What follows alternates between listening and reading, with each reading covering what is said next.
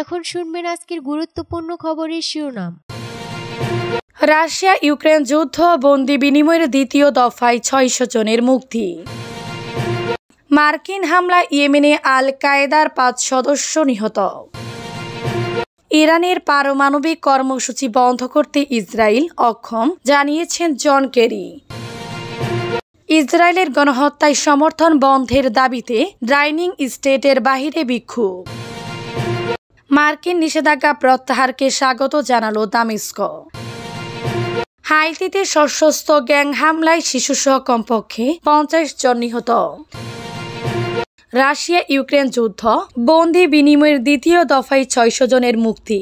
শুক্রবার ৮০০ বন্দীকে মুক্তি দেওয়ার পর শনিবার রাশিয়া ও ইউক্রেন দ্বিতীয় দফার বন্দি বিনিময়ের অংশ হিসেবে আরও ৬০০ সেনাকে মুক্তি দিয়েছে। রবিবার আরও বন্দি মুক্তি পাওয়ার কথা রয়েছে। ইউক্রেনের যুদ্ধ বন্দি বিষয়ক সমন্বয় কেন্দ্রের প্রকাশিত ভিডিওতে দেখা গেছে শত শত মুক্তিপ্রাপ্ত সেনা অধিকাংশের মাথা নেড়া, কেউ কেউ ইউক্রেনের জাতীয় পতাকায় মুড়ানো, একে অপরকে জড়িয়ে ধরেছে এবং মোবাইলে প্রিয়জনের সঙ্গে কথা বলছে। মুক্তিপ্রাপ্ত ইউক্রেনীয় সেনা অলেকজান্ডার নেহির বলেন, আমি আমার অনুভূতি প্রকাশ করতে পারছি না। আমি ২২ মাস বন্দী ছিলাম। আরেক সেনা অলেকজান্ডার তারাসুভ বলেন, তিনি খেরসন ফন্ডে বন্দী হয়েছিলেন ইউক্রেনীয় বাহিনী অঞ্চলটি পুনরুদ্ধার করার সময়। আমি এখনো বিশ্বাস করতে পারছি না এটা সত্য, বলেন তিনি। রাশিয়ায় মুক্তিপ্রাপ্ত বন্দীরা প্রতিবেশী দেশ বেলারুশে পৌঁছেছে। সেখানেই তাদেরকে চিকিৎসা ও মানসিক সহায়তা দেয়া হচ্ছে বলে রুশ প্রতিরক্ষা মন্ত্রণালয় জানিয়েছে। তাদের মধ্যে কিছু রুশ নাগরিকও আছেন যাদেরকে ইউক্রেনীয় হামলার সময় কুরস্ক অঞ্চলে আটক করা হয়েছিল। রুশ প্রতিরক্ষা মন্ত্রণালয়ের প্রকাশিত এক ভিডিওতে দেখা যায় কিছু মুক্তিপ্রাপ্ত মানুষ বাসে বাসে হাসছেন বা কাঁদছেন। অনেক ভিডিওতে দেখা যায় সেনা পোশাকে মুক্তিপ্রাপ্ত রুশরা রাশিয়ার এবং সোভিয়েত পতাকা উড়িয়ে হুহুরাহ ধ্বনি দিচ্ছেন। মার্কিন হামলায় ইয়েমেনে আল কায়েদার ৫ সদস্য নিহত। ইয়েমেনের দক্ষিণ অঞ্চলে যুক্তরাষ্ট্রের হামলায় আন্তর্জাতিক সন্ত্রাসবাদী সংগঠন আল কায়েদার ৫ সদস্য নিহত হয়েছেন। নিহতদের মধ্যে আল কায়েদার একজন স্থানীয় নেতা রয়েছেন বলে ধারণা করা হচ্ছে। শনিবার ইয়েমেনের একাধিক নিরাপত্তা সূত্র এ তথ্য জানিয়েছেন। ইয়েমেনের আবিরাহ প্রদেশের একজন নিরাপত্তা কর্মকর্তা বলেন, স্থানীয় বাসিন্দারা যুক্তরাষ্ট্রের হামলার বিষয়ে আমাদের জানিয়েছেন। হামলায় আল কায়েদার ৫ সদস্যকে হত্যা করা হয়েছে। প্রদেশটি আন্তর্জাতিকভাবে স্বীকৃত ইয়েমেন সরকারের অধীনে থাকা এডেন সীমান্তে অবস্থিত। মারাকশার উত্তরে মার্কিন হামলায় ৫ জন নিহত হয়েছেন। অঞ্চলটি পাহাড়ি এলাকা যা আল কায়েদার আশ্রয়স্থল হিসেবে পরিচিত। সূত্রটি আরও জানিয়েছে, নিহত ব্যক্তিদের নাম পরিচয় এখনও জানা যায়নি, তবে ধারণা করা হচ্ছে নিহত ব্যক্তিদের মধ্যে আল কায়েদার একজন স্থানীয় নেতা ছিলেন। আল কায়েদার ইয়েমেন শাখার নাম al Qaeda in the Arabian peninsula. একসময় তাদেরকে আল কায়েদার পুরো নেটওয়ার্কের মধ্যে সবচেয়ে বিপজ্জনক বলে মনে করত ওয়াশিংটন। ইয়েমেনের পারমাণবিক কর্মসূচি বন্ধ করতে ইসরায়েল অক্ষম, জানিয়েছেন জন কেরি। ইসরায়েলি সরকার ইরানের পারমাণবিক কর্মসূচি ধ্বংস করতে সক্ষম নয় বলে মনে করেন সাবেক মার্কিন পররাষ্ট্রমন্ত্রী জন কেরি।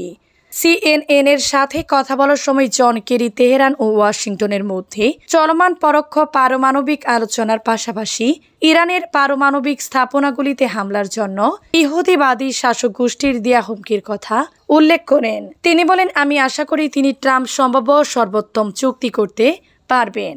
আমি আশা করি তিনি একটি চুক্তি করবেন। আমি খুশি যে প্রেসিডেন্ট এটি অনুসরণ করছেন। আমি মনে করি এটি সত্যি গুরুত্বপূর্ণ। কেরি আরও বলেন, একা সম্পূর্ণরূপে ইরানের পারমাণবিক কর্মসূচি বন্ধ করার ক্ষমতা ইসরায়েলের নেই। পারমাণবিক কর্মসূচি বন্ধ করার ক্ষমতা ইসরায়েলের নেই। তারা ইসরায়েল এটির ক্ষতি করতে পারে, কিন্তু তারপর এটি এই অঞ্চলের সকলের জন্য অনেক দিক থেকে অনেক বড় বিপদের প্রক্রিয়া শুরু করবে।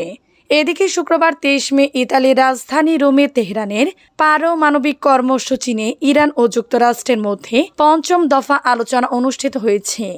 আগের দফাগুলোর মতোই আলোচনায় ইরানের পররাষ্ট্রমন্ত্রী আব্বাস আরাগচি এবং মার্কিন প্রেসিডেন্ট ডোনাল্ড ট্রাম্পের আঞ্চলিক দূত স্টিভ উইটকফ আলোচক প্রতিনিধি দলের নেতৃত্ব দেন।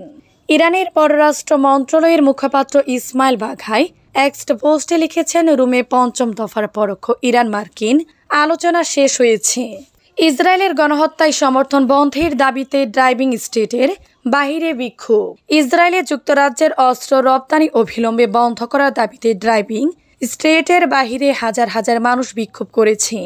শুক্রবার 24 মে সন্ধ্যায় বিক্ষোভকারীরা ব্রিটিশ প্রধানমন্ত্রীর বাসভবনের বাইরে ইসরায়েলকে অস্ত্র দেয়া বন্ধ করো, কথা যথেষ্ট নয় ব্যানার প্রদর্শন করে Palestine forum in Britain, Palestine solidarity campaign, friends of Al Aqsa, stop the war coalition, Muslim association of Britain এবং ক্যাম্পেইন ফর নিউক্লিয়ার ডিসআরমামেন্ট সহ নেতৃস্থানীয় অ্যাডভোকেসি গ্রুপগুলো এই গণসংহতির আয়োজন করে।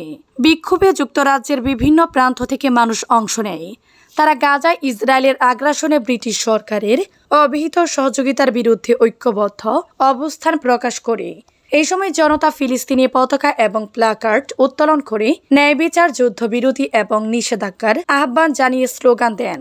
প্যালেস্টাইন ফোরাম ইন ব্রিটেনের পক্ষে মন্তব্য রাখতে গিয়ে সিরিন এল হামামি গাজার গণহত্যায় যুক্তরাজ্যের ভূমিকার নিন্দা জানিয়ে একটি মর্মস্পর্শী ভাষণ দেয়। মার্কিন নিষেধাজ্ঞা প্রত্যাহারকে স্বাগত জানালো দামেস্ক।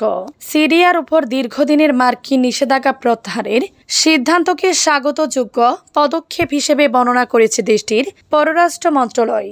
সম্প্রতি মার্কিন প্রেসিডেন্ট ডোনাল্ড ট্রাম্পের এক ঘোষণার পর এই পদক্ষেপ কার্যকর হয়।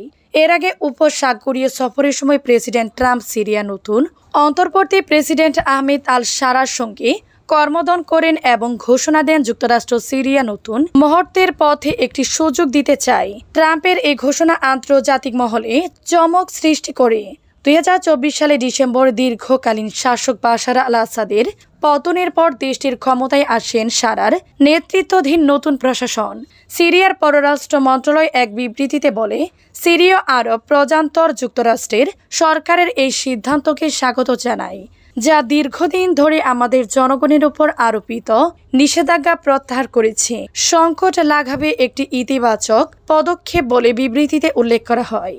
1979 সালে সিরিয়ার উপর প্রথম নিষেধাজ্ঞা আরোপিত করে যুক্তরাষ্ট্র বাশার আল আসাদের পিতা হাফেজ আল আসাদের শাসন আমলে হাইতিতে সশস্ত্র গ্যাং হামলায় শিশুসহ কমপক্ষে 50 জন নিহত।